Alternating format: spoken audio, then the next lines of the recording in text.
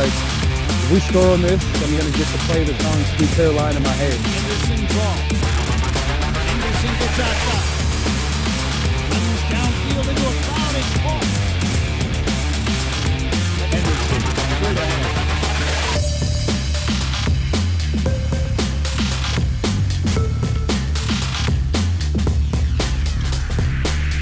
All right, hey everyone, welcome to the next episode of Inside the Lions. Today it's gonna be something special, something we have never done before. The full episode is going to be in English, and that's because I have here with me a great guy and a great player from the United States, Jaylon Henderson, quarterback of Prague Lions. Happy to have you here, Jaylon. I appreciate that you accepted my invitation. How are you doing? Hello, Ted. Appreciate you inviting me on, man. Super excited. Feels good outside, 6 feet above ground, and so nothing to complain about. Super happy. How does your body feel after the basically whole season of European Football Alliance? Yeah, it feels great. I try to prepare my body the most that I can in the off season because I know I'll probably take a hit or two during the season, and so still hanging on, still have some meat on the bones. So. We'll be excited to play on Sunday coming up. Good, good. You'll need it. All right, let's go straight to the topics we have ready for you today. My first question is basically if you could give us a little life story of how you became a football player and the person you are today. Okay, great question. Well, try to keep it 2 to 3 minutes. Okay. So around the growing up as a child in Texas, playing high school football, Texas, for those of you that don't know, is a football state. A lot of people that grow up in Texas or have played in Texas, whether they're in the NFL or anywhere else overseas, a lot of them started playing football from the age of 5 or 6. And so it was no different for myself. Started playing at 5 years old, tackle football. And, for my life, it's just been like, football during the season. Okay, then there's off season, I'm training. I've been doing that my entire life. And it's been like a routine up until today. Like, and it's still going on, right? We had in season, we had preseason before this. We had off season before this. And now we're about to go back into the phase of off season. So for me, and how I've become where I'm at today, it's sort of just the foundation of the game that I learned from a young age, and then really just sticking to that routine throughout my entire career, whether that's Pop Warner, which is Little League, middle school, don't know if there's Czech middle school, high school, or university, or at the professional level. Yeah, and can you tell us, like, in which university did you play in the United States? So I played in a university called Boise State University. Famous for its blue football field. That's what a lot of people know it by. And a lot of people ask me all the time. They say, "Is it hard to see on the field?" It's no different than normal football. But that's where I went. Boise State University, class of 2019. Nice, nice. And what do you do besides football? Let's say when you finish your football career, what's the plan afterwards? So that's a great question as well. So I kind of want to be a marine biologist. Okay. After university, I was a financial advisor, and so I started working in a firm, financial advising. I majored in finance, but part of me now kind of wants to go back to school and get some type of ecology or marine biologist somewhere in the field, and just understand the marine life and the different creatures that are there, why they move, do what. Like, I want to understand everything about it. For many people don't know, I'm a big fisherman, and in Texas, one of the requirements to be like a fishing guide is to have that marine biologist degree. That can just help that whole process out. And so, my life, I try to dedicate it around fishing, because that's what I want to do for my life. Like I said, I used to be a financial advisor, and that's something that I can always go back to. We just have to renew my licenses, etc. But as far as the foreseeable future, what I want to work towards is being to where I can be a fishing guide, take people out to go fishing or fish myself, and post content, whatever it is, and yeah, go down that path. That's very cool. I bet like not many people knew that about you, but now I have to ask, did you have any chance to go fishing in Czech Republic? So I brought my fishing stuff from America to Czech Republic. Did not get a chance to go fishing in the Czech Republic. Unfortunately, I tried to go fishing in another country, and in the transportation, my rod broke. So I've got to go back to America and get another one, and then hopefully it doesn't happen again. But to be continued. We're going to try that one day. We're going to try. I hope so. I hope so. I see a lot of fish all the time. I see a lot of people fishing, a lot different fishing than what I do personally. But fishing is fishing at the end of the day. So still makes me happy. Nice. That's very cool. That's very cool. You know, we mentioned you've been already in Europe before. You played in GFL in Germany. Now you're in Czech Republic. So how is life in Czech Republic treating you so far? It's treating me good. I've discovered the best place where matcha is at. Mhm. And surprisingly, it's not at a coffee. It's not at a cafe. It's not at a coffee shop. It's at a ramen place. Mishka Ramen has the best matcha. Shout out to Mishka. But no, man, it's great. I like to get outside whenever it's not super hot. Go in the parks, go read, go to the river, go swim, spend a lot of time in the sauna, spend a lot of time all around Prague. Really like this place. I've been here a handful of times before I moved here, and now that I live here, love it. No complaints. Nice. Did you have a chance to like travel across Czech Republic a bit? You know, maybe visit some other cities and see what's Czech Republic about, and not directly in Prague, in the capital. I actually have not. So in the Czech Republic, Prague is the only place that I've been to.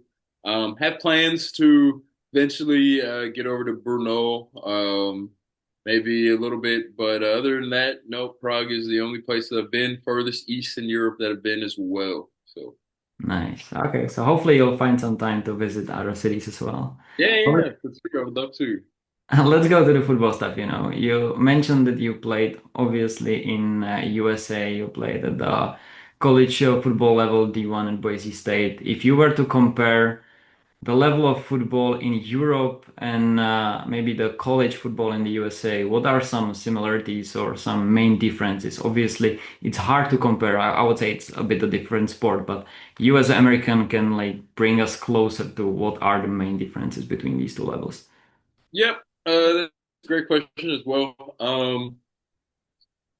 I would say the main difference is probably the IQ level. The speed, the height is about as similar as the highest leagues in Europe.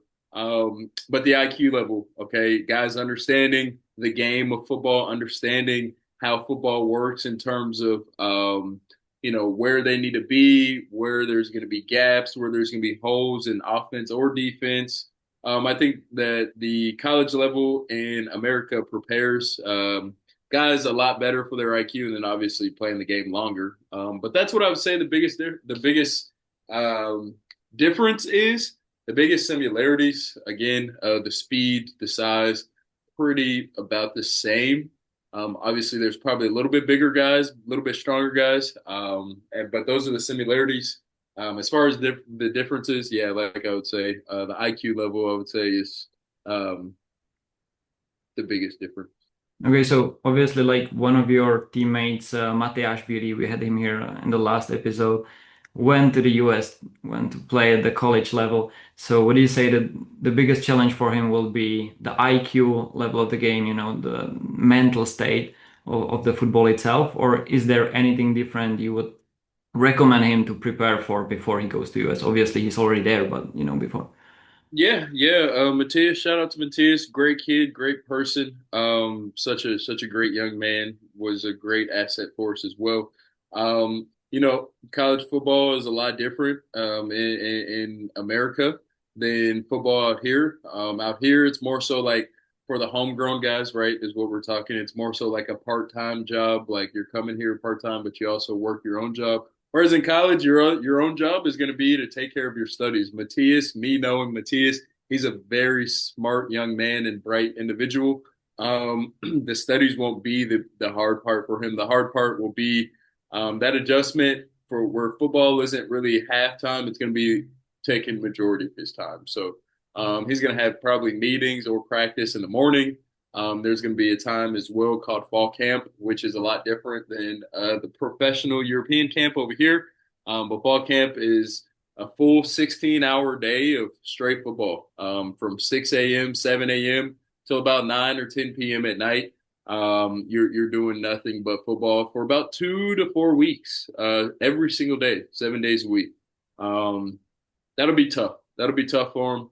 But once you make it through that, you sort of will be adjusted. But that's what I think the toughest thing for Matthias will be, and to prepare for is, to have that mindset adjustment that, this isn't what I do part-time anymore. This is what I'm going to be doing full-time all day, every single day. So that's the hardest part of it. Other than that, he's a great kid. He should be able to buy into the program, be a good fit to wherever they need him, and go and be a superstar. Nice. We're obviously very happy for Matthias, but there is not many players from Europe going to play at the college level in the United States. What do European teams need to do differently in order to produce more players like Matthias, to have more players going to experience the college football in the United States? Yeah. Well, I think it comes down to the ground up, right? What is your program like? Are you building youth? Are you getting youth better, getting them during these valuable times of growth? Are you educating them on the game, making them better at the game, right? While they're young, so that when they get older, they're faster now, they have a higher IQ, they can understand the game a little bit better. But I think that's where it starts. And I think it also starts with building relationships with any type of connections that are over in America, right? It wouldn't take much to have a pipeline, have somebody who's a middleman, sort of, where he works with European athletes, but he just recruits for colleges in America, and have something like a middleman to where we can build these relationships where there's a bridge from Europe to America, an actual bridge, rather than a sort of a blind shot and hope that I can go and get to play in America. Yeah. Okay, back to you, sir. So, there is a lot of players, a lot of Americans playing in Europe nowadays. And the fans can imagine what is it from the European standpoint, from the perspective of their favorite teams. But what is your perspective as an American player competing in Europe, Because you are always coming with high expectations, or the team always has high expectations from you for imports, for American imports especially. So tell us your side of the story as American compete in Europe. Yeah. I came here 4 years ago as a kid who had never been in Europe in my life, and no idea what to expect or anything like that. But what I will say, the experience is life-changing. It's a phenomenal experience. Been able to build relationships, create friends all over the world now, all over different countries now. And it's something that I will remember for the rest of my life. It's an amazing experience, and it's why I continue to come back and play. Let's go on. What would you say it's like biggest challenge for Americans coming to play in Europe? Obviously, not only from the football standpoint, but it's also a different lifestyle, I would say, different kind of environment where you have to be nowadays. So what was the biggest challenge for you? To get over to Europe? Yeah. So for me, it was a sort of different experience. I was already playing in Japan before, and then European teams had seen me sort of in the bubble of quarterbacks that are in this overseas realm. But for somebody starting just straight clean, never played overseas before, I try to advise everybody to go ahead and create an account on europlayers.com, submit their film, and hope that coaches reach out to them. My experience was different. I don't really know how the other experience works, so I can't speak too much on that. And when it comes to life in a different country, life as American in Europe, is there anything in particular what helps you the most to acclimatize at the new environment, the new country, or wherever you are playing? Yeah, absolutely. I think really valuing the culture, right, and understanding number one, the language, right, helping yourself get around, being polite, right. It's seen as more respect when clearly people know that you're not from a place, but they can see that you're trying to speak the language. So that for me, anywhere that I've gone, I've tried to learn language as soon as possible, learn at least the essentials, and yeah, go from there. Now I have to ask, give us some Czech. Come on, give us some Czech sentence. Okay, I can say jak się masz, and that means like Nice. how are you? Yeah, yeah, nice. I can say dobrý den, and that means like hello. I can say děkuji, which is thank you, prosím. I can count jedna, dva, I can count to 10. And that's about all I can say. That's cool. That's very cool. But those are the polite words. I'm sure you know Yeah, some more that you cannot say right now, but I'm sure you know some. yes, exactly. Well, we mentioned that you played in other European teams. You played also in GFL, in very good team actually. Is there anything different and specific about Prague Lions comparing, I know you players don't like to compare teams between each other, but let's focus just on Lions. Is there anything you have never experienced before in any other team that's really specific for the Prague Lions? I just think the brotherhood here, I think, is something that's super special and that comes with the Czech culture as a whole. I think that we are able to, at least this team, everybody is friends with every single person. Everybody is at least saying hello and what's up and, dapping up your teammate every single day, right? So I think that that's something that's pretty standouting for me, and really cool as well. And then, that's what I would say, honestly, just the brotherhood, like the companionship that all the guys have with each other is second to none. So. Yeah, you mentioned also the coach. You got Coach Water. Actually, he joined a little bit later on. But what's your relationship with him? Everyone we had in this podcast was praising him. Everyone was super excited about him and saying all the perfect things about him. So, what is your relationship with Coach Warner? Yep, it's no different. Coach Warner, he's a great guy, works really hard, cares deeply about his job, and it shows in his work. It shows by the respect that he's given from the players. Him and I, we meet together every single morning, and it's been really good for us. Obviously, it hasn't shown on our win and loss column, but just having that leader in here that can really keep the ship, keep the train on the tracks, right?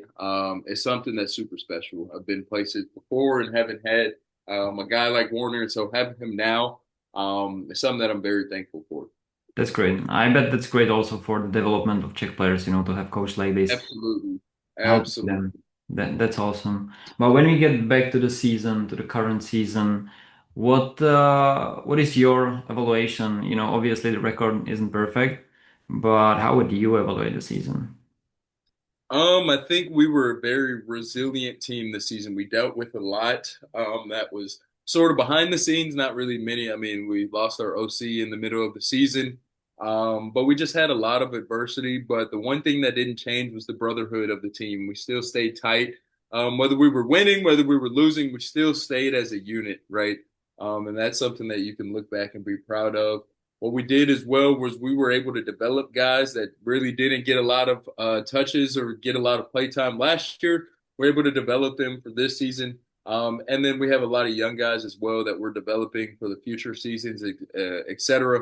But all in all, like I said, through all the adversity that we had faced, we stayed resilient as a team, stayed together as a team. And that's something that we can hold our heads up about. Okay, I have to, there is one more topic I need to open since I have you here. And we were talking about Americans in Europe.